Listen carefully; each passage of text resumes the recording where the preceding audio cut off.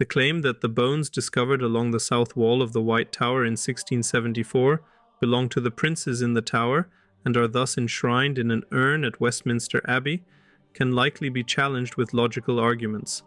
However, this does not necessarily mean that the bones could not still be those of the two boys. First, let's consider the context.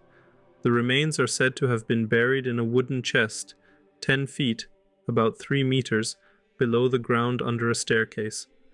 This location roughly aligns with the account given by Thomas More, who stated that the murderers hired by Richard III, Sir James Tyrell, Miles Forrest, and John Dighton buried the boys there. Up to now, most discussions have focused primarily on the bones themselves. However, the second part of the find, the chest, is missing. According to More's account, the boys were buried immediately after their murder. We will address the later reburial mentioned by More, but for now, let's be clear.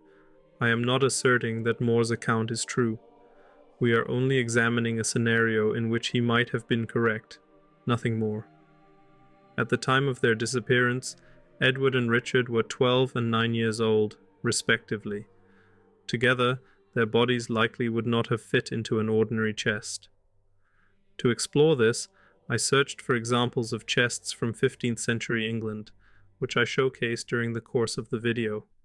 For some examples, it's plausible with a stretch of imagination, but such a chest would have had to be unusually large. The next section will demonstrate that historical sources provide no evidence supporting the use of a large chest. In fact, they suggest the opposite. Naturally, the size of the chest raises another question. The 1933 examination of the bones, despite its poor quality, showed no evidence that the bodies had been dismembered. If we are dealing only with skeletal remains, however, it would be feasible to store them in a chest, as doing so would save significant space. For comparison, Richard III's remains were exhumed in 2012 and placed in a relatively small box. Let's examine these details closely. More wrote, "They laid their bodies naked out upon the bed, and fetched Sir James to see them, who, upon the sight of them, caused those murderers to bury them at the stair foot, suitably deep in the ground, under a great heap of stones." In this account, there is no mention of a chest. However, we learn that the bodies were naked when they were buried, assuming More's account is accurate. According to More, Richard III was not satisfied with the original burial location. Then rode Sir James in great haste to King Richard, and showed him all the manner of the murder, who gave him great thanks and, as some say, there made him knight. But he allowed not, as I have heard, the burying in so vile a corner, saying that he would have them buried in a better place because they were a king's sons.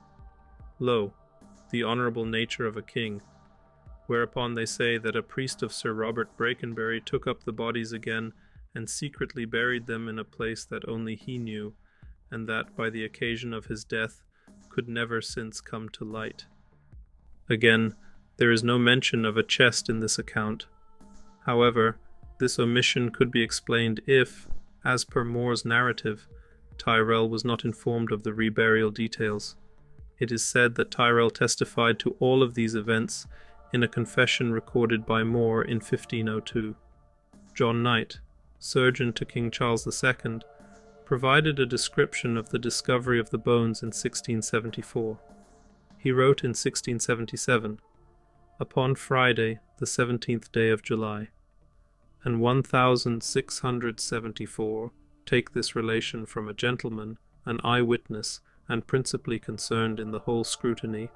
In the margin is printed John Knight Esq, principal chirurgeon to His Majesty King Charles II, in order to the rebuilding of the several offices in the tower, and to clear the White Tower from all contiguous buildings, digging down the stairs which led from the king's lodgings to the chapel in the said tower, about 10 foot in the ground, were found the bones of 2 striplings in, as it seemed, a wooden chest, which upon the survey were found proportionable to the ages of those 2 brothers, viz., about 13 and 11 years.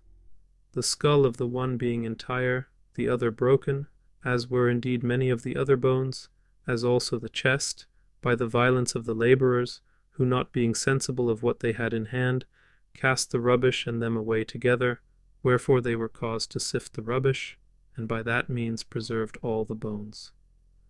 The circumstances from the story being considered, and the same often discoursed with the Right Honourable Sir Thomas Chichley Cate, Master of the Ordnance, by whose industry the new buildings were then in carrying on, and by whom this matter was reported to the King. Upon the presumptions that these were the bones of the said princes, His Majesty King Charles II was graciously pleased to command that the said bones should be put into a marble urn, and deposited among the reliques of the royal family in the chapel of King Henry VII in Westminster Abbey. To clarify, the term striplings refers to children. Of particular interest is that Knight does not express complete certainty that the bones were found in a wooden chest. His use of the phrase "as it seemed" suggests some doubt. This uncertainty leads to the inference that the chest, if it existed, could not have been very large. Had it been sizable, enough of it would likely have survived for a definitive statement to be made. Knight also does not suggest that the chest was unusually large. Another report from an anonymous eyewitness adds further detail. The individual noted, "Pieces of rag and velvet were found with the bones."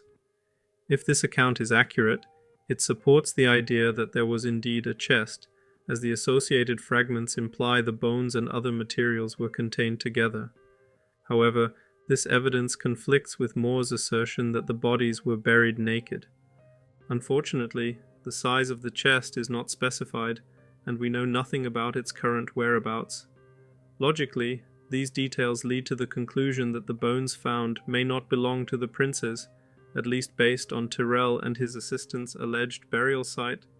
The bodies likely would not have fit into a chest, nor should there have been any items buried with them if Moore's account of their naked burial is to be believed.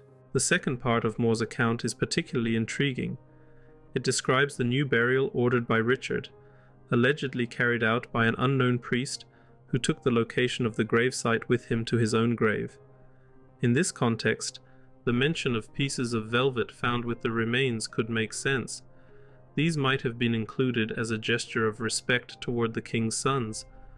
However, the issue remains that the two corpses, in their complete state, would most likely not have fit into the wooden chest.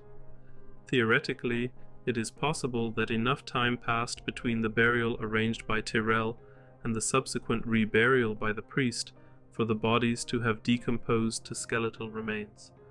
This raises a critical question. How long does it take for a human body to decompose completely? As a historian, I am not a specialist in this field. According to information I found online, decomposition takes at least a year. An article in the magazine Live Science, linked for reference, suggests that decomposition can take anywhere from 1 to 10 years. If we consider a period of more than 2 years, it would seem impossible for the priest commissioned by Richard to have conducted the second burial. By that point, the Tudors were in power, making it highly improbable that Richard's priest would have waited such a long time to act. Just to reiterate, this analysis operates under the assumption that Moore's account is accurate. This does not mean the account is true. We are simply exploring the scenario as presented. That said, it cannot be entirely ruled out that the priest may have waited for a sufficient period of decomposition before conducting the reburial. If the priest was aware of the decomposition timeline, he might have opted to bury only the bones in a chest as a more manageable and discreet solution for a single individual. This approach would have also reduced the risk of discovery. As long as Richard remained in power, the new burial could be delayed, provided it was completed at some point. However, it would have been helpful if Moore had provided more detail on this aspect. As written, Moore's account gives the impression that the burials occurred within a relatively short period. What can we conclude from this? Almost ironically, both Ricardians and those convinced of Richard's guilt are likely to find something appealing in this analysis. The most plausible conclusion aligns with the Ricardian perspective. Since the corpses of two children of the stated ages could not have fully fit into a chest, the remains are unlikely to belong to the princes in the tower. This undermines the strongest argument for the validity of More's account. It can therefore be ruled out, in principle, that this was the original burial site of the princes, as described by More. If a DNA test is ever conducted and confirms that the bones are indeed those of the princes, this would reflect well on Henry Tudor but cast Richard in a very poor light. For Henry to still be implicated as their murderer, he would have had to bury the princes initially, then exhume their remains after at least a year, and re-enter the bones elsewhere. This scenario seems illogical. Having been involved in this discussion long enough, I can already anticipate the following counter-argument. No, it cannot be entirely ruled out that Margaret Beaufort had the princes murdered by hired assassins and buried. After her son ascended to power, she could have informed him, leading to a subsequent reburial. However, this theory would require Margaret's influence to have been so extensive that she could not only have the princes killed, but also arrange for their burial within the tower right under Richard's nose. Alternatively, it suggests the murderers managed to remove the princes from the tower and later returned their bones. A far more likely explanation, though again, the most likely scenario remains that these are not the bones of the princes, is that Richard had the princes killed, and the Tudors oversaw a later reburial. I have explored this theory in detail on this channel before because I believe there are indications supporting it. However, I must acknowledge that, based on circumstantial evidence, it is more probable that the remains are not those of the princes. Personally, I still lean toward believing that they are, but the weight of the evidence suggests otherwise. The idea that a priest conducted a reburial and took the knowledge of the burial site to his grave seems increasingly improbable to me, or at least that the priest's involvement aligns with the accounts we have. This is simply a thought I have wanted to share for some time.